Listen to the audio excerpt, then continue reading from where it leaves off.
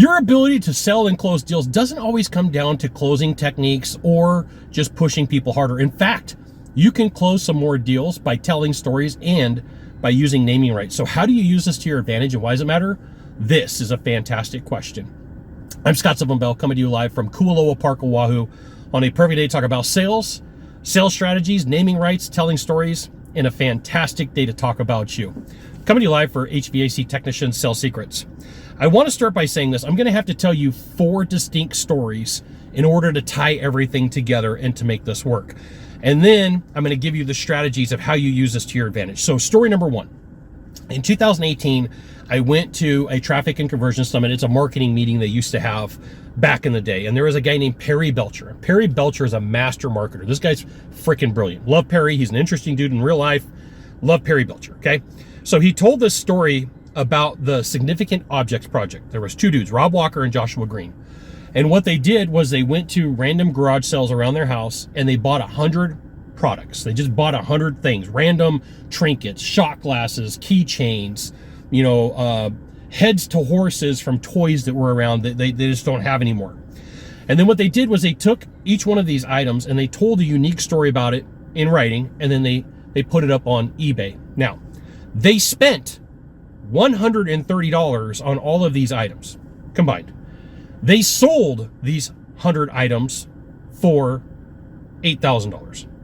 100 items, spent $130, sold them for $8,000 for telling stories. Okay, that's how powerful stories are. Second, 2010-ish, I was taking copywriting classes from the world's greatest copywriting coach, David Garfinkel. Garf is an awesome dude, and he said, Scott, what I want you to do is I want you to join the J. Peterman and Company catalog. And what this is it's a catalog that explains clothes. It's got stories about the clothes.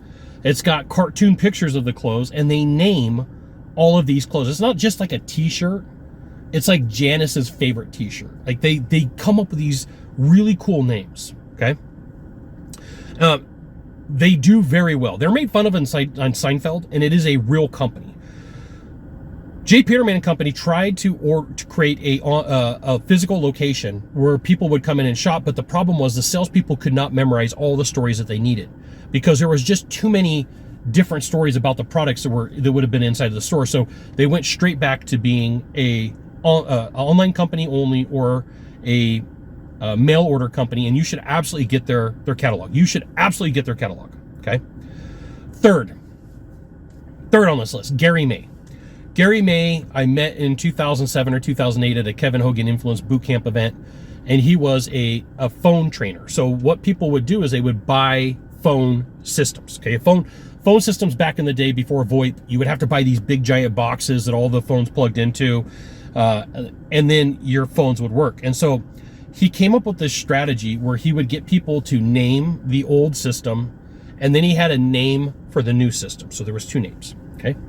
And so people would say, I want to get rid of the old system, but they didn't refer to it as their phone system. They referred to it as a name. And then they say, we want you to replace it with the new system, but they would call that a name as well. 4th story. I have this car that I'm sitting in. It's a 2012 Kia Soul. It's silver, and I named it Silver Sally. And I'm selling this car because I'd rather have a truck, and I want to get some surfboards and be able to go out to the North Shore and do some surfing when the waves are not super huge. I'm not that good at surfing. I'm good at falling, but I do want to say that I surf the North Shore, okay? And so I've had a ton of responses from people interested in buying Silver Sally. I said, hey, you could purchase Silver Sally, and then I told the stories of all the things that I've done and all the cool events that I've been to, the Maoli concert, surf competitions, going out to pipe. I wrote this whole crazy description about things and cool things I've done. So people have literally written to me, hey, I want to take Silver Sally for a test drive. I really want to, see what it's like to go drive Silver Sally, which when you start thinking about it, sounds absolutely bonkers, but it's one of the things that people have done. So you're like, Scott, it's been like 4.5 minutes. Can you freaking tie all this together? Yes. One of the strategies you could absolutely use in your discovery process is to figure out all the problems that are going on. Don't make anything up. Don't lie. Don't cheat. Don't steal. And then get the homeowner that you're meeting with to name the system. Get them to name the unit that you're going to replace, right? So I'm going to give you some random names. You meet with Mr. and Mrs. Smith. They tell you the system's too loud. It doesn't give enough airflow. It's an energy hog. They're not happy with it. It's ugly, right? And so you're going to recap, and then you're going to, hey, I got an idea. Why don't we name this system? Why don't we give it a name? Why don't we give it a name of a person? So we, instead of just calling it the unit, we can call it a name. And they're going to give you a name. Like, so the last time I did this, I remember somebody naming the system Esmeralda. Esmeralda. So it got to the point where we were talking about Esmeralda, and the people like, we got to get rid of Esmeralda. And I said, great, well, why don't we do this? Why don't we name your new system? What do you want to name your new system? And they go, we want to name it Tom. Okay. So I go, what would Tom do for you? And they're like, oh, Tom would be more energy efficient. Tom would be quieter. Tom would be attractive looking. And I said, okay, cool. Let's take all this. And then when I rolled out options, I said, hey, what do you want me to do with Esmeralda? Because I learned this from Gary May. And they're like, let's get rid of Esmeralda and let's replace it with Tom. They started using the stories and the naming rights to say, we don't want this thing anymore. You can absolutely positively have some fun with some people. This is not going to be everybody that says, hey, I'm interested in doing this. This is going to be some people, and it is fun. So if you're in a fun mood, if you're like, hey, Scott, I'm stuck and I have no idea how to close this deal. I've got nothing. I've got nothing that I can do. Then try doing the naming. Like, hey, listen, you've got all these problems. I think it would be really interesting. Why don't we give your old system a name? What should we name it? What's your, and you could throw this out there. What's your enemy? Who's your enemy? And I'd be like, oh, it's Jimmy. Jimmy was my bully in high school, right? So you're going to name the system Jimmy. And, you know, you're going to have some fun with it. And like, now we get to introduce the hero. Well, what should we name your new system? What do you want to name your new system? I promise you, there is a segment of the population that totally digs this. They love the story features. They love the naming rights. And you can absolutely positively use this to your advantage. But I'm going to share something with you. This is something you're going to have to practice a few times to get this right. This isn't just something I would just try on the fly.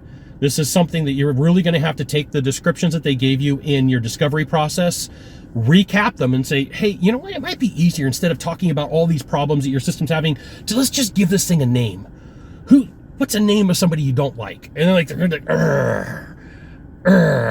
I don't like Jimmy. Okay, we're going to name it Jimmy.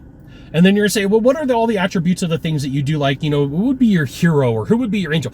Oh, let's name it Rebecca, right? We're going to name it Rebecca. You're going to call it a name. What's going to happen is it reduces friction. It's fun. It's something that not everybody's doing. I can promise you today, there's maybe one person out in the field using this, maybe two. So it's not like it's saturated and everybody's doing it.